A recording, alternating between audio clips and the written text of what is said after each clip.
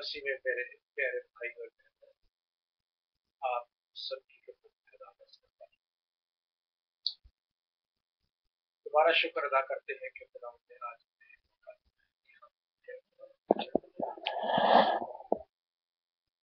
खुदा की तारीफ और खुदा की हमदस्त की। आप जानते हैं भाई और बहनों के इस हफ्ते के दिन खुदा ने हमें जो मेहरबानी की है, आज तक ना कोई देवता, ना कोई रहनुमा और ना कोई नबी कर सका। आज जो हमारे पास पैगाम है खुदा के जलाल के लिए, वो ये है कि हम देखेंगे कि यीशु से पहले कौम का क्या हाल था और यीशु के जमाने में कौम का क्या हाल था, और यीशु के बाद जो अब मौजूदा हालत है इसमें कौम की क्या हालत है। लिहाजा ये तीन बातें हम अपने ज़हन में रखेंगे। इसके लिए हम दुआ करते हैं। जिंदा और आसमानी बाप, हम तेरे नहायत शुक्रगुजार हैं और चाहते हैं कि जो कलाम देता है असर करे और हम तेरे लायक से, तेरी वजह से लायक तौर पर तेरी बात कर सकें। आमीन। तो मैं कह रहा था कि यीशु से पहले कौम का क्या हाल है। यीशु से पहले हम देखते हैं कि कौम का क्या हाल था। यीशु से पहले इंसान आदम बना और उसके बाद कबीले बने। आप जानते हैं याकूब से कबीले बने, और कबीलों में सबसे बेहतर कबीला जो है वो यहूदा का कबीला कहलाया, क्योंकि उसने सबसे ज्यादा कुर्बानियां दी। खुदा के हक के मुताबिक, जैसा कि खुदा ने कहा था वैसा हुआ कि उसने अपने दिल को खोला और खुदा ने उसे बरकत दी और उसने सबसे ज्यादा खुदा के हजूर में कुर्बानियां की। ये गिनती की किताब में आपको मिलेगा। फिर इसके बाद इसराइल का बादशाह चुना गया, क्योंकि इसराइल कौम ने खुद एक बादशाह मांगा। जो बादशाह पैदा हुआ, आप जानते हैं कि साउल था, और वो साउल फख्र में कि मैं बहुत बहादुर और खुदा ने चुना है और मैं बड़ा अनॉइंटेड हूँ, इससे उसने गलत फायदा उठाया और बहुत सारे लोग कत्ल किए। इसके बाद दाऊद बादशाह आया। दाऊद के मुतालिक भी ये कहा जाता है कि साउल ने अगर हजारों पर भारी है तो दाऊद जो है वो लाखों पर भारी है, यानी उसने बहुत ज्यादा कत्ल किया। खैर, ये कत्ल आम का हिस्सा जो यीशु से पहले कौम का ये हाल था कि चलता रहा। तो यीशु के जमाने में आ जाए। यीशु के जमाने में देखें कि यीशु की जिंदगी का बेहतर हिस्सा जो है वो गरीब, मोहताजों, यतीमों और खुदा तरसों के के लिए गुजरा। और चंद उसके जो आखिरी के आयाम हैं वो फकी और फरीसियों के साथ गुजरे, जो कि उसने जिन्होंने खुदावंद की हैकल को डाकुओं की खो बना दिया था। आपने देखा है मरकस की अंजील में, सारी अंजीलों में लिखा हुआ है, मत्ती की अंजील में लिखा हुआ है, मरकस की अंजील उसके 11वें बाब में भी लिखा हुआ है कि मत्ती की अंजील उसके 21वें बाब में भी लिखा हुआ है। तो उन्होंने डाकुओं की खो बना दिया था। तो लिहाजा जो खुदावंद की बेहतर जिंदगी का हिस्सा है वो गरीबों, मुताजों और हाजतमंदों और खुदा के चाहने वालों को खुदावंद ने दिया, ताकि उनकी रसाई जो है वो खुदावंद बाप तक हो सके। और आखिरी दिनों में जो नसीहत और गुस्से और तंबई से खुदावंद जिनसे मिला वो फकीर और फरीसी थे। आज हम देखते हैं, हमने पिछले दिनों पाम संडे के दिन देखा कि पाम संडे से पहले पहले खुदावंद ने जिन गरीबों और मुताजों को मुबारकबादियां दी, उनको अच्छा किया, उनको सरफराज किया और उनको सिखाया। हर मुताज को खुदावंद ने उसके मुताबिक उसको बरकत बख्शी। आखिरी दिनों में यह हुआ कि जब वो पाम संडे के बाद हैकल में आया, तो आप जानते हैं कि उसने सबसे पहला सवाल जो है वो फकीर और फरीसियों ने उससे ये किया कि उससे पूछा कि तू हमें क्या काम दिखाना चाहता है, जो कि मरकज की इंजील उसका 11वां बाब और उसकी 27वीं और 28वीं आयत पढ़ते हैं। 11वां बाब उसकी 27 और 28 आयत पढ़ते हैं।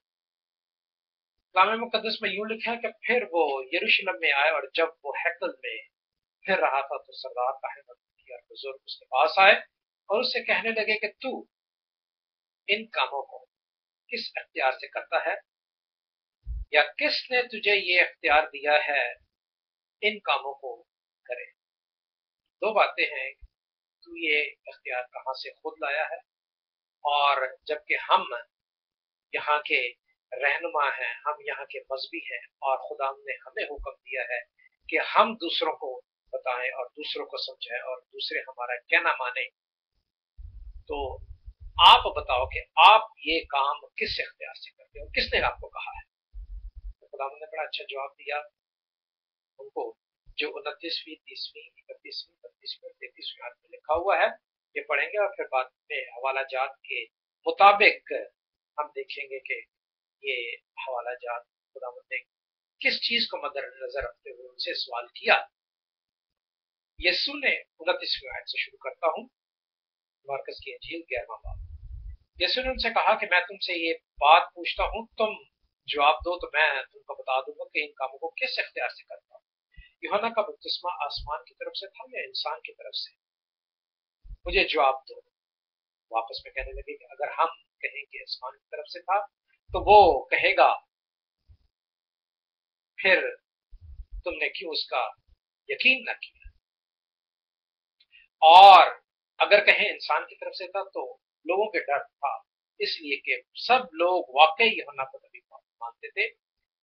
बस उन्होंने जवाब दिया, मैं यीशु से जवाब में से यीशु से कहा हम नहीं जानते। यीशु ने उनसे कहा कि मैं भी तुमको नहीं बताता कि इन कामों को मैं किस इख्तियार से करता हूं। तो लिहाजा भाई और बहनों, हम देखते हैं कि ये बातें जो उन्होंने कही, खुदावंद का जो इशारा था वो यूहन्ना नबी की तरफ था, क्योंकि यूहन्ना नबी की बात हो रही थी और यूहन्ना नबी ने ही, आप जानते हैं अच्छे तरीके से कि लूका की अंजील उसका 8वां बाब 18वीं आयत में अगर आप देखें तो उसमें लिखा हुआ है किसके बारे में, यूहन्ना के बारे में। यूहन्ना के बारे में ये लिखा हुआ है, अगर हम 14वीं आयत से पढ़े, लूका की अंजील उसका पहला बाब उसकी 8 से है, लेकिन हम देखेंगे 14वीं आयत से लेकर 17वीं आयत तक। 14वीं आयत से देखेंगे तो उसका नाम यूहन्ना रखना और तुझे खुशखुर्मी होगी, और वो बहुत से लोगों को उसकी पैदाइश के सबब से खुश होंगे, क्योंकि वो खुदावंद के हुजूर में बुजुर्ग होगा और हर चीज ना मैं ना कोई और शराब पिएगा और अपनी माँ के बतन में से रूह कुदस से भर जाएगा, और बहुत से नबी इसराइल को खुदावंद की तरफ जो उसका उनका खुदा है फेरेगा, और एलिया की रूह और कुव्वत में उसको आगे आगे चलेगा, और वो वालिदों के दिल औलाद की तरफ और नाफरमानों को रास्तबाजों की तरफ गनाई पर चलने की तरफ फेरेगा, और खुदावंद के लिए एक मुस्तअद कौम तैयार करेगा। जकरिया ने फरिश्ते से कहा कि इस बात को किस तरह जाना, आप जानते हैं ये किस्सा। और इसके बाद वो यूं हुआ कि अगर आप देखें पहला बाप और उसकी 67 आयात में के, और उसका बाप जकरिया रूह कुदस से भर गया और नबूत करने लगा, क्योंकि उसने यीशु को देख लिया था। उसने यूहन्ना को, जिसका नाम उसने यूहन्ना रखा और उसके बारे में कहा, और यूहन्ना के बारे में आप जानते हैं मत्ती की इंजील में लिखे, उसने लिखा है कि वो देखो जो खुदावंद का बंदा जहाँ के गुनाह उठाए जाने के लिए आता है, मैं उसके जूती के तस्मे खोलने के लायक नहीं।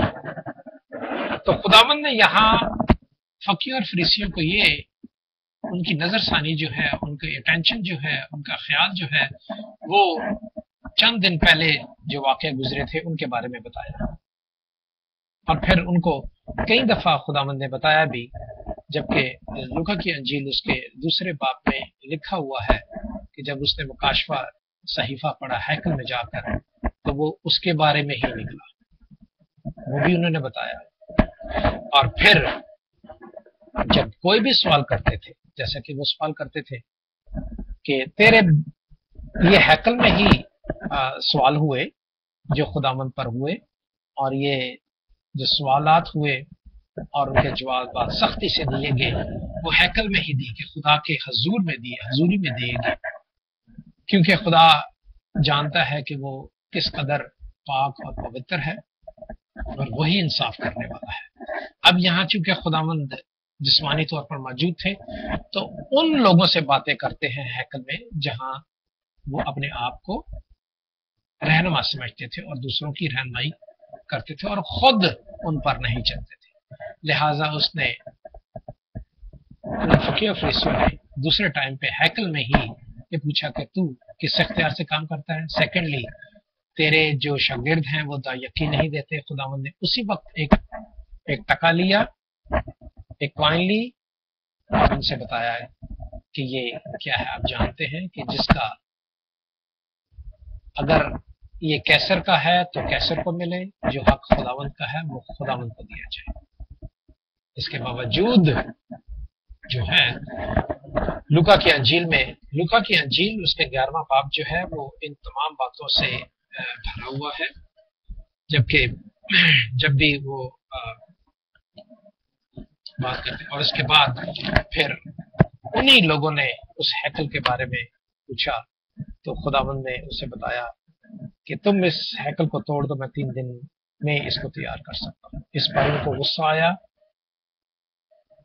और ये बातें हैकल में हुई और उस पे बलास्मी का केस लग गया कि इसने हमारे दाऊद नबी को, दाऊद बादशाह को जो उसने बातें की थी उनके खिलाफ गुनाह किया है, सुलेमान के खिलाफ गुनाह किया है, और ये गुनाह ये वाजिबुल कत्ल है कि ये कहता है कि मैं इस हैकल को 3 दिन में बना दूंगा। हालांकि सुलेमान और बादशाह दाऊद ने इस पर उम्रें लगा दी हैं कि इसको वो ठीक बनाए। लिहाजा आखिरी बात वो ये थी कि उन्होंने उसे कहा कि तू अपने आप को खुदा समझता है, क्या तू खुदा का बेटा है? तो उसने इसी हैकल में जवाब उन्हें दिया कि तुम खुद कहते हो, जिस तरह कि दाऊद की इंजील में लिखा है कि वो अपने बाप के दाएं हाथ, खुदा बाप के दाएं हाथ बैठा है, तो वो मैं ही हूं। तो इस तरह उन्होंने उन पर बलास्मी के केस लगाए और बलास्मी के केस पर उसे पकड़कर पेंतुस पिलातुस के हवाले कर दिया। तो भाई और बहनों, आज हम देखते हैं कि आज ये तो दौर हाल था जो कि खुदावंद जिसके लिए आए और दोनों कौमों को समझाया, जो कि गरीब कौम थी, मुताज थी और खुदावंद को जानना चाहती थी, और वो लोग जो खुदावंद को जानकर उस खुदावंद का कानून जो है वो गलत तरीके से इस्तेमाल करती थी, उन लोगों को। और अब हम तीसरा दर्जे पे जो हमारी हालत है वो देखते हैं कि वो क्या है।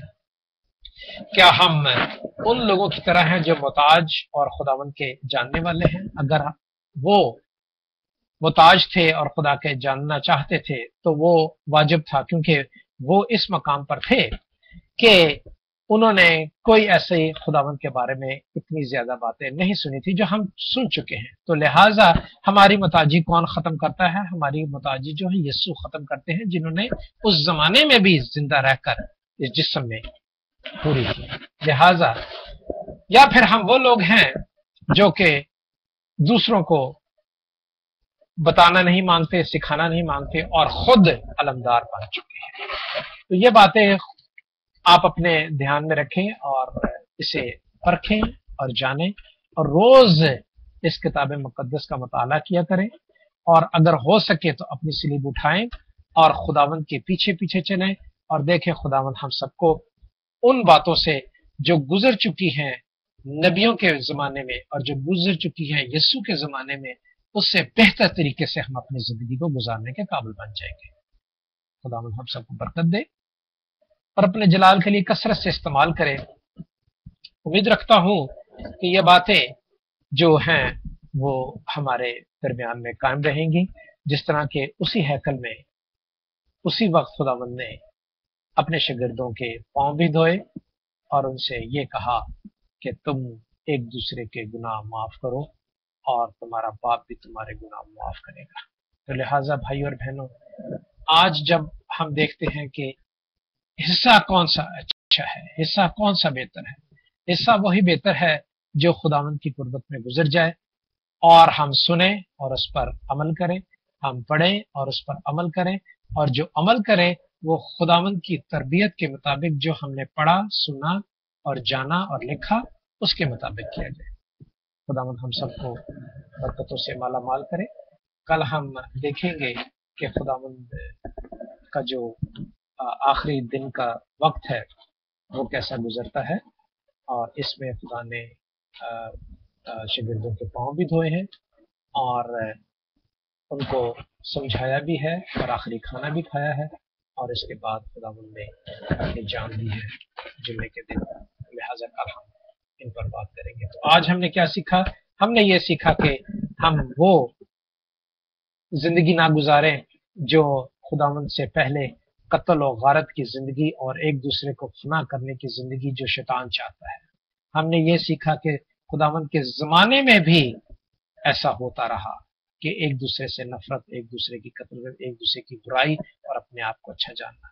اب خداوند نے وہ کر کے دکھا دیا۔ اب ہم یہ جانیں کہ ہم جب بھی کٹے ہوں تو ایک دوسرے کی بہتری کے لیے اچھا سبق حاصل کریں، پہلی بات، اور دوسرا اگر حاصل کرتے ہیں تو اچھی بات دوسروں تک پہنچائیں۔ اس میں خداوند کا جلال ہے، اس میں خداوند کی بڑائی ہے، اس میں میں روز دعا کرتا ہوں خداوند سے کہ خداوند آسمانی باپ مجھے اپنے جلال کے لیے کثرت سے استعمال کرنا اور مجھے حلیمی اور حبل کی روح دینا تاکہ میں لائق طور پر تیری عبادت کر سکوں۔ تھینک یو ویری مچ بھائی اور بہنوں۔ آج کا کلام ہم دیکھا ہے، ہم نے روز کلام پڑھیے گا اور روز خداوند کو جلال دیجیے گا۔ آمین۔